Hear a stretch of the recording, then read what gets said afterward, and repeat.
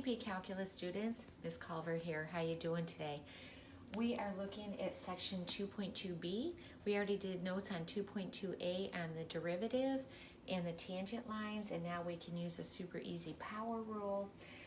Now today for 2.2b, we're looking at some of the harder problems, okay? So let's take a look at number 66. The question is, find k, right here, such that the line right here is tangent to the graph. Notice that this would be a parabola that goes downward of f of x. So here is f of x and here is the line. Now it's not necessary to draw a picture, but I thought for the first time it would help us like picture what is going on. I drew the line, sketched it, negative 6x plus 1, notice y-intercept of 1 made a very steep negative slope.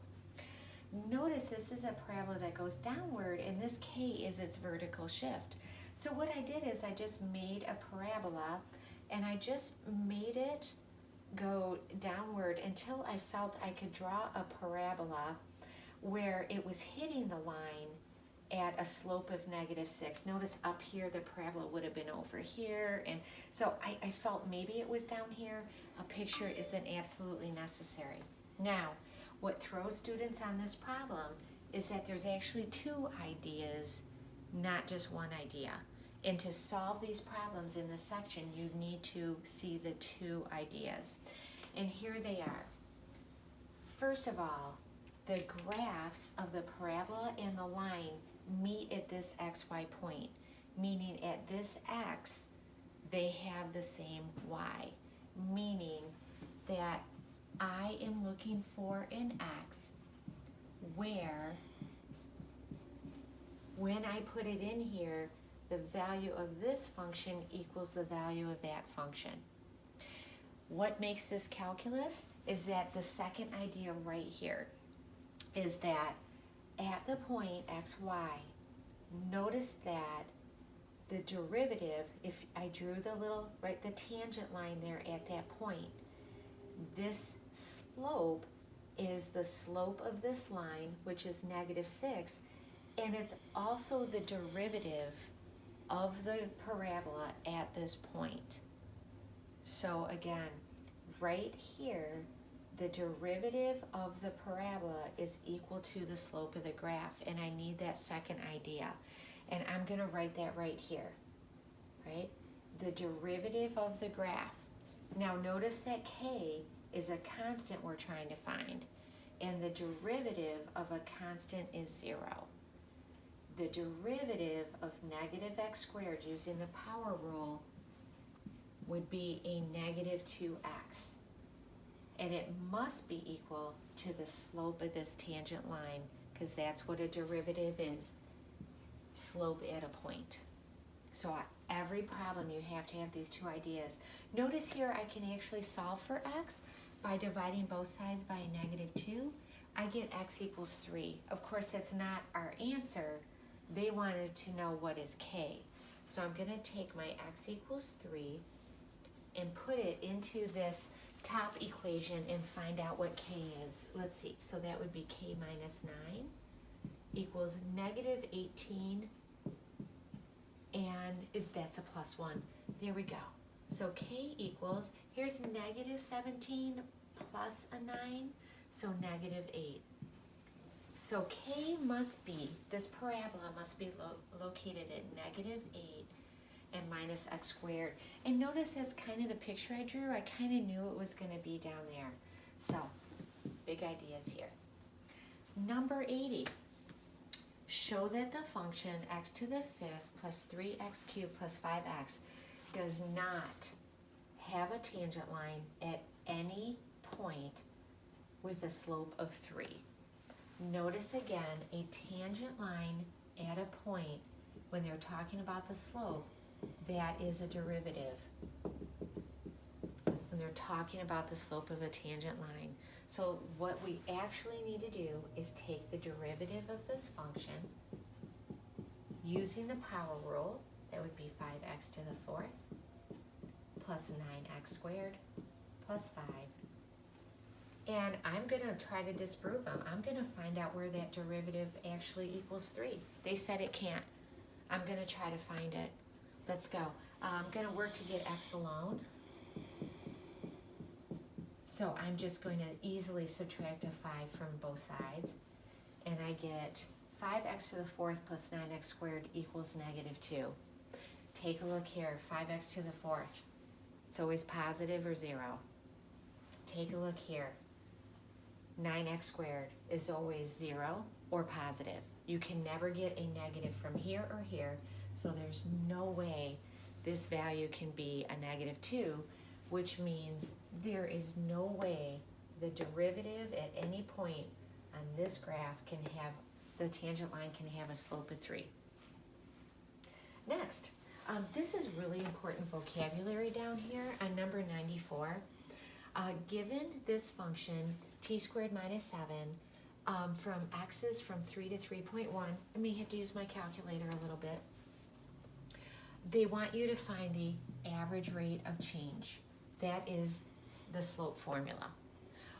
When they have given you two x's, 3 and 3.1, they want you to use, when it says average rate of change, that is a slope formula. You may be fooled into thinking that we are just studying the slope at one point, right? Because those are derivatives, slope at one point. On the AP exam, they will ask you to find the average rate of change where you are using a slope formula from algebra and pre-calculus. Okay, so let's go ahead and do that. All right, I need my y2. I'm going to put my x2 into my function, and that will be my y2. So that'll be 3.1 squared minus 7 minus my y1. I'm going to put my x1 into my function. That would be 9 minus 7 is a 2. All over x2 minus x1. Okay, I'm just going to pop that into the calculator. That's 3.1 squared minus 9. And I'm going to divide that by a 0.1. 6.1 is the average rate of change. The next thing, and usually in the same question, on a free response question, they will ask you for the instantaneous rate of change. That is the rate of change at one point in time. It is the slope at one point in time. They are asking you for the derivative. They will ask you for both of these. All right? And they want us to find the instantaneous rate of change at the endpoints at 3 and 3.1. Okay, derivative. Let's first take the derivative. The derivative of the function they gave us by the power rule is 2t, and the derivative of a constant is 0. So let's evaluate this at a t of 3. Notice we get 6. Let's evaluate this at a t of 3.1. Notice we get 6.2. See how they compare. Isn't that kind of cool? Is we found the instantaneous rates of change using the derivative at the first endpoint and the last, 6 and 6.2, and notice 6.1 is the average. It's right in between there. All right, last problem. Lots of physics going on here. Okay, now use S of t equals, there's a negative right there, 4.9 t squared plus v sub 0 t plus s sub 0. Now, you may recognize this from physics as a position formula that you've used before. This is the position at any time. This is your initial velocity, and this is your starting position. Okay. If you remember, I believe this is in meters per second. Okay. Here's the question. To estimate the height of a building using this formula, a stone is dropped from the top to a pool at ground level. It takes 5.6 seconds for the stone to splash down. What is the height of the building? And I added this myself to help you with the other problems. And what is the velocity of the stone at splashdown? Okay. Well, let's take a look. First of all, what I want you to understand is that when you have a position function, your book will either use S of t or x of t. The AP exam will use S of t, x of t, d of t, h of t, okay? If you take the derivative of s of t, that's the rate and change of your position. That is the velocity, right? Rate of change in a position. If you take the derivative of velocity, that's the rate of change of velocity, which is acceleration. We won't need acceleration here, but just wanted to make sure you understood that stream there. So let's go ahead and write a formula that will help us find the height of this building. Okay, here's what we're going to use. First of all, notice that it says to estimate the height of a building, right, a stone is dropped from the top. So really, this is the initial position of the stone. I don't know what that is. That's what I'm trying to find. I'm going to put s of 0. Okay, plus, now, the initial velocity goes here next to the time. This is really important here. It says the stone was dropped. That means the initial velocity was 0.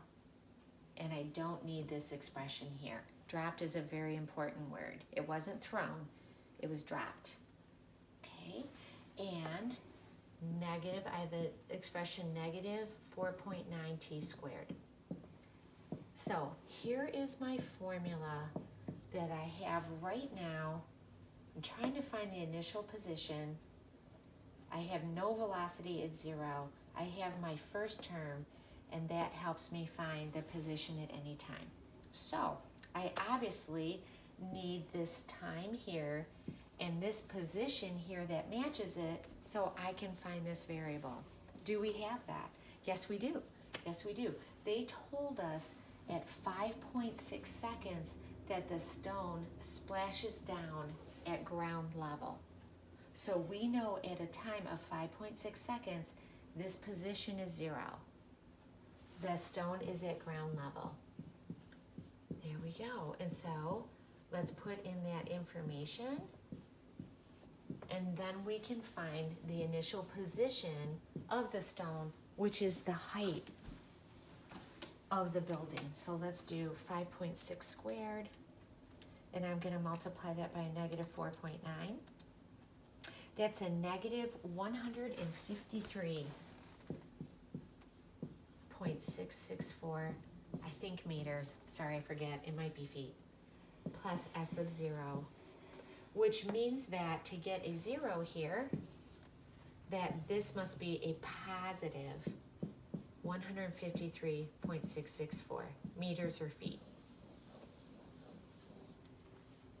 Okay, what is the velocity of the stone it splashed down? Well, the velocity is the derivative of the position function, so I better get that.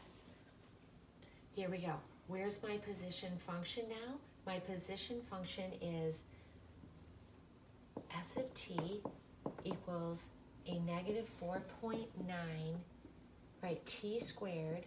I did not have initial velocity, and now I know the position is 153.664. This is now my position function. The velocity is the derivative of that. There we go. That would be, I'll bring the 2 out front and multiply it, and I get a negative 9.8 t, and the derivative of a constant is 0. I know that the stone splashed down at 5.6 seconds, so I can get the velocity by putting this into my calculator, a negative 9.8 times 5.6. That stone was traveling at a negative 54.88 meters or feet per second. I'm going to look it up right now. This was problem number 100. And, you know, it doesn't say. How about that? So I'll just put units per second. Here we go. Thanks for hanging out with me. Have a great day.